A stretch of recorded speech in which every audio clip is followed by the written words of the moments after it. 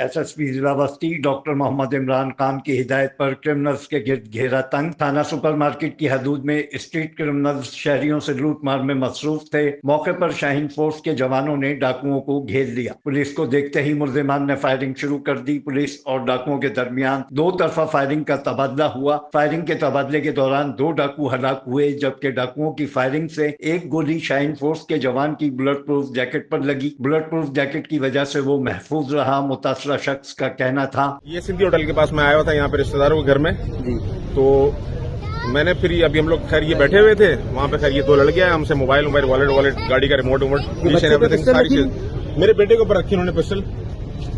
یہ بیٹا ہے میرا موسیٰ محمد۔ پھر ہوا یہ کہ میں نے یہ 15 پہ کال ماری جی، ود ان 5 منٹ جو ہے نا میرے پاس ہمارے پولیس کے جوان آ گئے، انہوں نے آگے خیر وائلنس مارا تو انہوں نے آگے خری یہ ہلاک ملزمان کو قانونی کارروائی کے لیے ہاسپٹل منتقل کر کے مزید تفتیش جاری ہے۔ Afzal Khan, C110 news, Karachi.